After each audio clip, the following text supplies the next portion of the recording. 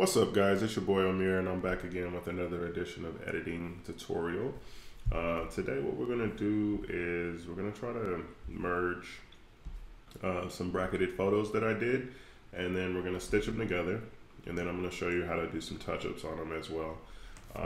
So first things I like to do when I do my bracketed shots, well actually let me do this first. Let me explain what bracketed is.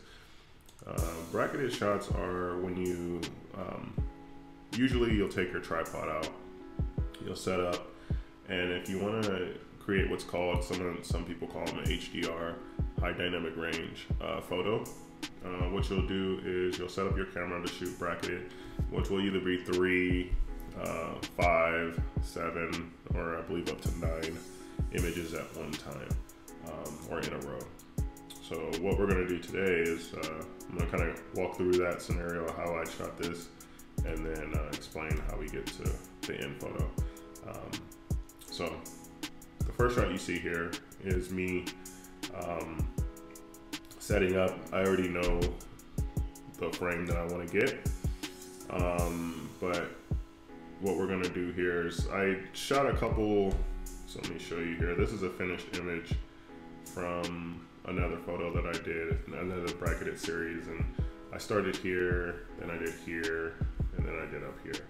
This is a little different. This is actually portrait bracket shots, and these are a little different because you're in portrait mode clearly, but what you'll end up doing is you'll get the street and the sky, so you don't have to bracket that way. So it's just a different way. I tried both methods. I tend to go with landscape bracketed shots more often. I'm trying to do more portrait mode, so we'll kind of go through this together. So let's get into it. I don't want to make this video too long. Start over. So we've got 1, 2, 3, 4, 5. So here's our 5. Now, actually what I'll do first is I usually go in and I'll grab all my images, crank up the clarity, usually right around there, around 50%. Exposure I'll leave alone. I usually do turn down the highlights, turn up my shadows, and that's where I'll stop. I'll leave that there. And that's just across the board how I want my images to start off. So now we're gonna go back and then we're gonna select these bracketed shots. We're gonna go to photo merge, and then we're going to click HDR. And what you'll see is that the computer is going to begin processing the images, and it will basically take all 5 images, match them up, align them, and merge them together into one photo. So it's really important that when you're out shooting these HDR or landscape pictures, that if you're gonna do it handheld, you've got your shutter speed high enough to where the shakiness won't affect the quality of your picture. Or if you're doing it on a tripod, then it'll keep it fairly stable. So now the photo is merged. What you'll notice down here is you'll see all the cars. You have some kind of like a ghosting image. So you can turn de-ghosting on, and then Lightroom will kind of go in and clean it up. I'll usually start on low to see how that looks, and then I'll go from there. I'll go to medium and high if necessary. Hopefully that won't be. And then what Lightroom is going to do, it's going to basically just go in and try to clean up the image. And instead of it looking like a car, multiple cars, it'll just have usually just one vehicle shown right there, and should clean that up.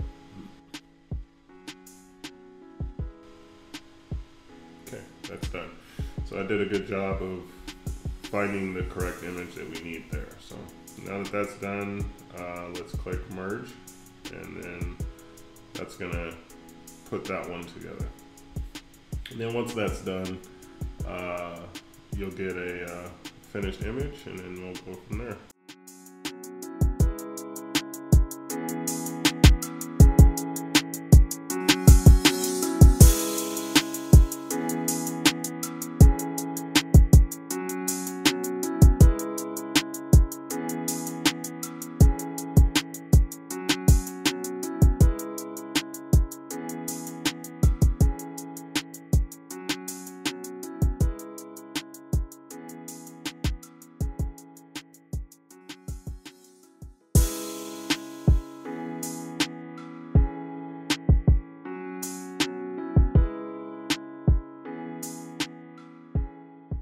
First started doing this, I wouldn't use Lightroom. Lightroom didn't have the ability to stitch and handle HDR photos and to stitch panoramas together.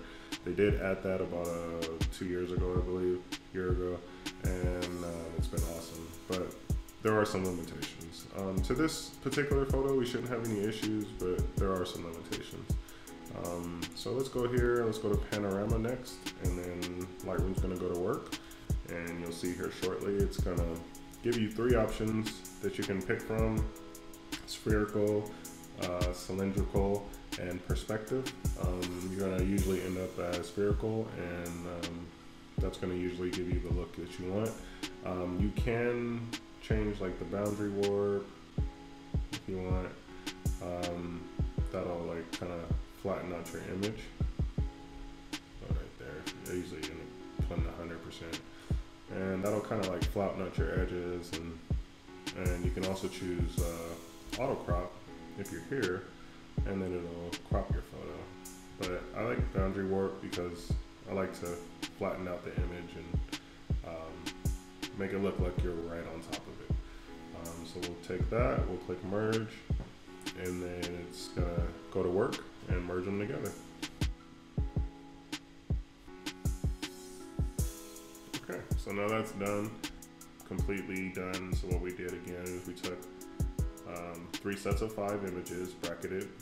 We merged all 5 of those individual images into one. Then we stitched them together. Those 3 completed images, we stitched them into one file, which is this file we have here. So what I tend to do now is I'll go and start making my adjustments. Do I want it brighter, lighter? Let's see, I'll go here.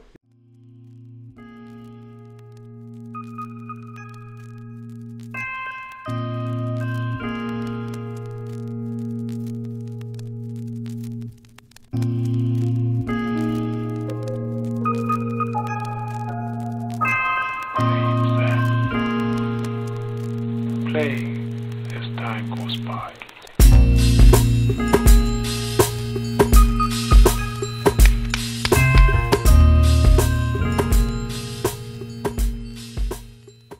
This program that I tend to use for editing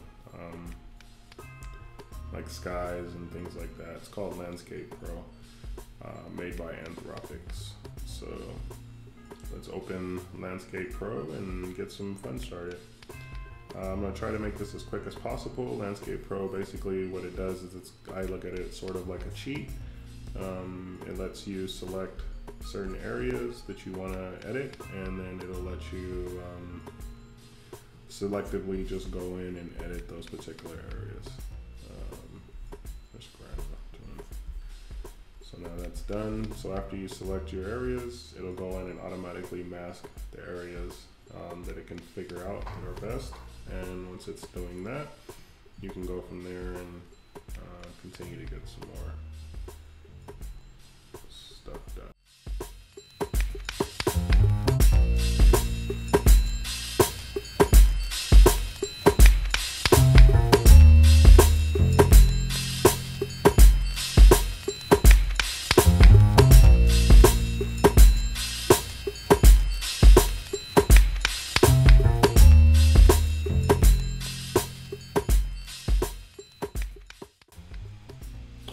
So we're just gonna do it kind of quick here for time's sake.